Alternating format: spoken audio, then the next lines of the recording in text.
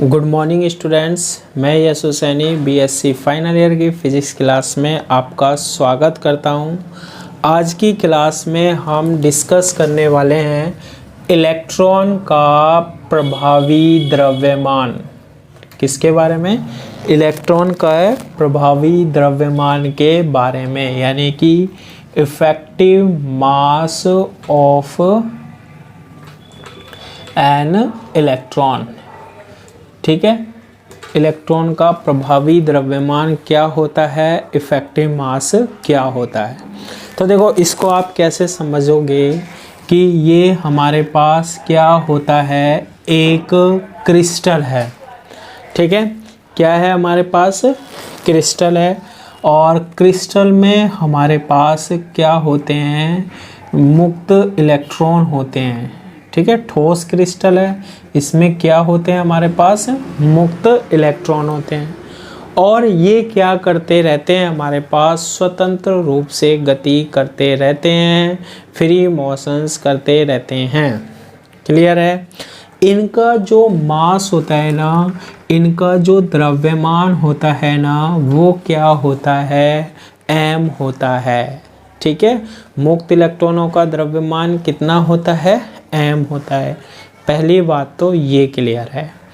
ठीक है, लेकिन होता क्या है, इस क्रिस्टल में जो परमाणु होते हैं ना, उनमें कौन सा विभव पाया जाता है? आवर्ती विभव पाया जाता है, जो कि प्रीवियस क्लास से हम डिस्कस करते आ रहे हैं।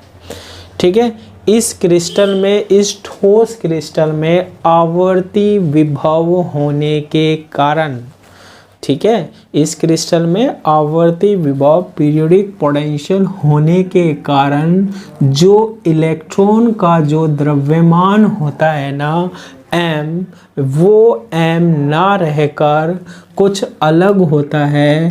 वो क्या है? m star. ठीक है, इसे हम बोलते हैं इलेक्ट्रॉन का क्या? प्रभावी द्रव्यमान। आई बात समझ में?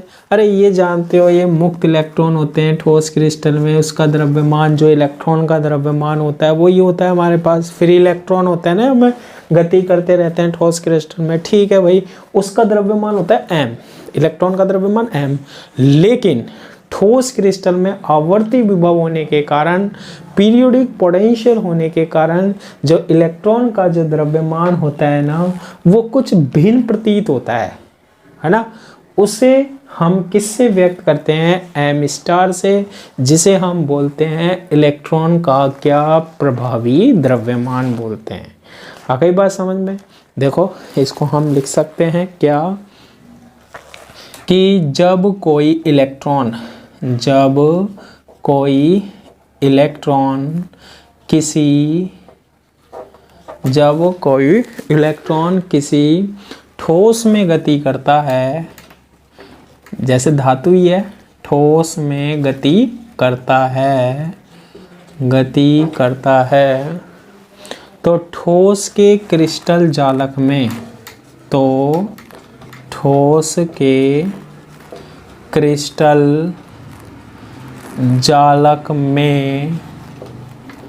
उपस्थित, ठोस के क्रिस्टल जालक में उपस्थित कौन सा विभव होता है? आवर्ती विभव। आवर्ती विभव के कारण,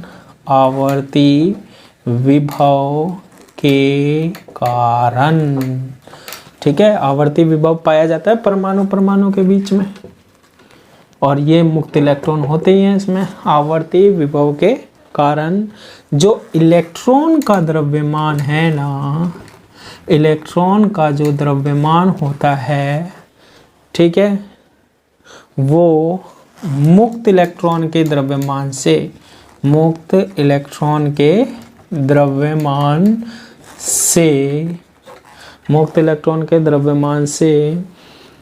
और मुक्त इलेक्ट्रॉन का द्रव्यमान मैंने क्या माना है? वास्तव में जो इलेक्ट्रॉन का द्रव्यमान है वो क्या है? m।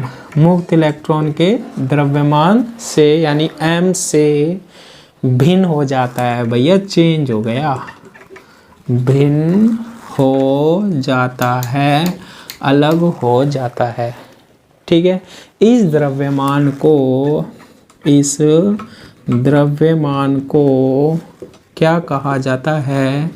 इलेक्ट्रॉन का प्रभावी द्रव्यमान कहा जाता है। इस द्रव्यमान को इलेक्ट्रॉन का प्रभावी द्रव्यमान कहा जाता है। आ गई बात समझ में? अब देखो इसके लिए हम क्या बनाते हैं, एक फॉर्मूला भी बनाते हैं। ठीक है, तो फॉर्मूला जब हम बनाते हैं तो कैसे बनाते हैं? मान लो हमारे पास कोई इलेक्ट्रॉन है, ठीक है, कोई क्या है? इलेक्ट्रॉन है। ये इलेक्ट्रॉन वहाँ से है ना, इसको हम किस में रखते हैं? विद्युत क्षेत्र में रखते हैं, इलेक्ट्रिक फील्ड में रखते हैं। रख दिया। अब जब विद्युत क्षेत्र में रखेंगे ना हम इसको, इस इलेक्ट्रॉन पर, तो हम जानते हैं कितना बल लगता है? F बराबर QE लगता है। कितना बल लगता है? F बराबर QE। Q विद्युत क्षेत्र के कारण आवेशित कण पर लगने वाला बल, F बराबर QE। तो F is equal two electron पर आवेश कैसा होता है? नेगेटिव, यानी माइनस EE। इतना बल अनुभव करता है कौन? इलेक्ट्रॉन। जानते हो ना ये वाली बात? तो पूरी 12th पढ़ ली हमने, उसमें यही डिस्कस किया था ना, कि कोई आवेशित कण, उसको विद्युत क्षेत्र में रख दो, उस आवेशित कण पर जो बल लगता है वो कितना होता है विद्युत क्षेत्र के कारण? F बराबर QE। Q क्या है? आवेश। और इलेक्ट्रॉन पर जो आवेश होता है वो कैसा होता है? नेगेटिव होता है। इसलिए F बराबर क्या? माइनस EE आ जाएगा, बन जाएगा। ठीक है, तो यहीं से हम डेरिवेशन की स्टार्ट करते हैं। देखना, माना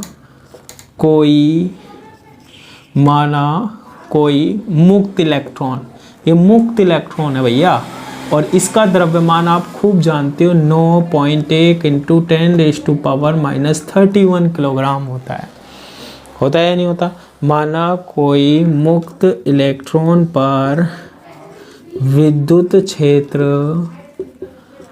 आरोपित किया जाता है, लगाया जाता है, आरोपित किया जाता है, मुक्त इलेक्ट्रॉन पर विद्युत क्षेत्र आरोपित किया जाता है, तो मुक्त इलेक्ट्रॉन पर लगने वाला बल, मुक्त इलेक्ट्रॉन पर लगने वाला बल क्या होगा? F is equal to minus EE होगा। ठीक है, अब कोई भी न्यूटन जो है ना, वो कहता है कि किसी भी वस्तु पर बल लग रहा है तो वस्तु गति करेगी, और उसका क्या होता है? त्वरण होता है। तो न्यूटन के अनुसार जो बल होता है ना, वो कितना होता है? F is equal to ma होता है। ठीक है, F इज इक्वल टू क्या होता है? ma होता है। तो मुक्त इलेक्ट्रॉन का जो द्रव्यमान होगा ना, मुक्त इलेक्ट्रॉन का जो द्रव्यमान निकल के आएगा, क्या है? m है, जो कि 9.1 इंटू ये होता है ना, किसके इक्वल आएगा? F अपॉन A के इक्वल आ जाएगा। आ जाएगा या नहीं आ जाएगा? आ जाएगा। अब बात कर रहे हैं किसकी? आवर्ती विभव के कारण। अब क्या होता है कि जैसे ये क्रिस्टल है, इस क्रिस्टल में इस जालक परमाणु होते हैं, ठीक है, और उसमें क्या होते हैं? आयन होते हैं। क्या होते हैं? आयन। देखो समझना, ये हमारे पास क्या होता है क्रिस्टल में, ये होते हैं क्या? परमाणु। क्या हैं ये? परमाणु हैं। मुक्त इलेक्ट्रॉन आते कहाँ से हैं? मुक्त इलेक्ट्रॉन आते कहाँ से हैं? ये जो परमाणु होते हैं, इनके बाह्यतम कोश में से ही तो निकल जाते हैं इलेक्ट्रॉन, और वो फ्री हो जाते हैं, फिर वो ऐसे घूमते रहते हैं चालक में। यही तो क्या होते हैं? मुक्त इलेक्ट्रॉन होते हैं। यही तो होते हैं मुक्त इलेक्ट्रॉन। अब जब परमाणु में से इलेक्ट्रॉन अगर निकल गया, तो ये परमाणु अब क्या कहलाता है? आयंस कहलाते हैं। ये परमाणु आयन आयन आयन आयन, और ये जो इलेक्ट्रॉन मुक्त हैं, ये क्या कहलाते हैं? हमारे पास फ्री इलेक्ट्रॉन, मुक्त इलेक्ट्रॉन कहलाते हैं। खूब पढ़ा आपने ये तो ना। तो इनके बीच में क्या लगता है, बल लगता है। क्या लगता है, बल लगता है। इन आयन के कारण इलेक्ट्रॉन पर क्या लगता है, बल लगता है। क्यों लगेगा, क्योंकि इलेक्ट्रॉन पर कौन सा आवेश होता है, नेगेटिव, और आयन भी हमारे पास कैसा हो जाता है, जब एक इलेक्ट्रॉन निकल गया तो पॉजिटिव आयन हो जाता है वो। ठीक है, क्या हो जाता है। तो कहने का मतलब ये है, फिर हमारे पास इलेक्ट्रॉनों पर क्या लगता है, बल लगता है। तो अगर हम क्रिस्टल की बात करते हैं, क्रिस्टल में इलेक्ट्रॉन पर लगने वाला बल, ठीक है, लेकिन इसमें हमने ध्यान रखना विद्युत बल और कंसीडर किया है। तो क्या होगा, F इज इक्वल टू विद्युत बल तो लग ही रहा है, कौन सा, माइनस ई, और अब एक अतिरिक्त बल और लग जाता है, क्या, F1। ठीक है, ये किसके कारण लगा है हमारे पास, ठोस के जो आयन है ना उनके कारण, ऐसे बोल सकते हैं। ठोस के जो आयन है और इलेक्ट्रॉन है उनके मध्य लगता है, इलेक्ट्रॉन के मध्य लगने वाला बल, ठीक है। F1 कौन सा बल है, मुक्त इलेक्ट्रॉन घूमते रहते हैं, फ्री रहते हैं। अब वो परमाणु में से निकल गए, परमाणु में किसकी कमी हो गई, इलेक्ट्रॉन की, तो कौन सा आवेश आ गया, धनावेश। इलेक्ट्रॉन की कमी मतलब पॉजिटिव चार्ज आ गया, वो आयन धन आयन बन जाते हैं, और इलेक्ट्रॉन घूमते रहते हैं, उनके बीच में लगने वाला बल। तो इलेक्ट्रॉन पर दो तरीके के बल लग रहे हैं, एक तो विद्युत बल ही तो लग रहा है, और साथ में अब ये वाला बल और हमने कंसीडर कर लिया। ठीक है, अब न्यूटन्स लॉ क्या कहता है, F is equal to M A तो होता ही होता है, माइनस क्या, ई प्लस इसके पर इस ये जो बल है इसको हम लिखते हैं क्या, m1a। अब मैंने द्रव्यमान कितना मान लिया, m1 मान लिया, ये बल के कारण m1a। इसके बाद वास्तविक द्रव्यमान कितना था, देखो m था इलेक्ट्रॉनों का, इसको इससे पहले लेके आए, दोनों में से एक कॉमन आ रहा है, तो m minus m1 is equal to क्या आएगा, माइनस ई। तो यहाँ से m minus m1 is equal to minus E upon A. ये जो m माइनस m1 है इसको हम किससे व्यक्त करते हैं, m स्टार से डिनोट करते हैं।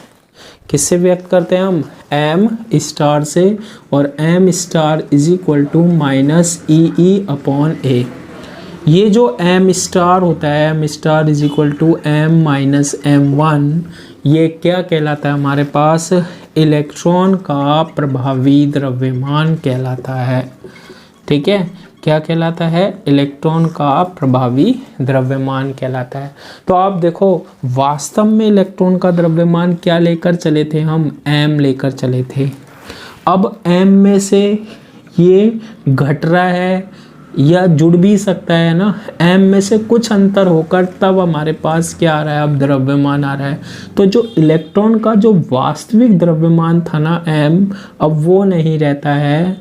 अब जो इलेक्ट्रॉन का द्रव्यमान m में से m1 घट के मिलता है, वो इलेक्ट्रॉन का क्या कहलाता है, प्रभावी द्रव्यमान कहलाता है। इतना अंतर हो जाता है, देखो मतलब ये m1 इफेक्ट कर रहा है मुक्त इलेक्ट्रॉन के द्रव्यमान पर। ठीक है, तो ये क्या कहलाता है, इलेक्ट्रॉन का प्रभावी द्रव्यमान कहलाता है। जब इलेक्ट्रॉन पर आवर्ती विभव के कारण बल लगता है ना, तो जो इलेक्ट्रॉन का द्रव्यमान होता है वो होता है क्या, प्रभावी द्रव्यमान। ये जो m स्टार होता है, इलेक्ट्रॉन का प्रभावी द्रव्यमान जो होता है ना, ये हमारे पास ऋणात्मक भी हो सकता है, नेगेटिव भी हो सकता है।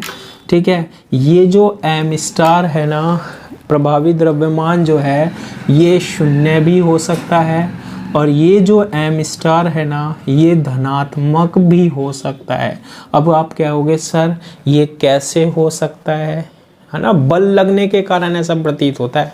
देखो ये कैसे हो सकता है, यहाँ समझना, यदि फर्स्ट कंडीशन लगा रहा हूँ, यदि m1 is greater than m, m1 की वैल्यू m से ज़्यादा हो। ये है ना formula, m star is equal to, मान लो m है आपके पास 3 माइनस m1 है कितना 5, तो कितना आ गया -2 आ गया। अब इलेक्ट्रॉन का द्रव्यमान कितना हो गया -2, तो क्या होगा ऋणात्मक होगा। यदि m1 किसके इक्वल हो m के, अब देखो m1 माइनस m1 तो कितना हो गया हमारे पास 0 हो गया। आई बात समझ में या नहीं आई। और यदि हमारे पास कंडीशन चेंज कर लें कि यदि m is greater than m1 हो, यानी कि अब देखो m star is equal to m5 हो, m1 3 हो, तो m स्टार कैसा आ रहा है पॉजिटिव आ रहा है। तो 3 कंडीशन होती है, इलेक्ट्रॉन का द्रव्यमान क्या होगा, धनात्मक होगा, ऋणात्मक होगा अथवा शून्य होगा। ठीक है, तो वास्तविक द्रव्यमान जो होता है फ्री इलेक्ट्रॉन का वो कितना होता है 9.1 इंटू 10⁻⁻31 किलोग्राम होता है। लेकिन क्रिस्टल के आवर्ती विभव के कारण ये क्या हो जाता है, भिन्न हो जाता है। और वो क्या होता है m स्टार होता है। और ये m स्टार ऋणात्मक भी हो सकता है, धनात्मक भी हो सकता है और शून्य भी हो सकता है। ठीक है, तो इस तरीके से हम इलेक्ट्रॉन के प्रभावी द्रव्यमान को, इफेक्टिव मास को फाइंड आउट कर लेते हैं। आज की क्लास के लिए इतना ही। Thank you.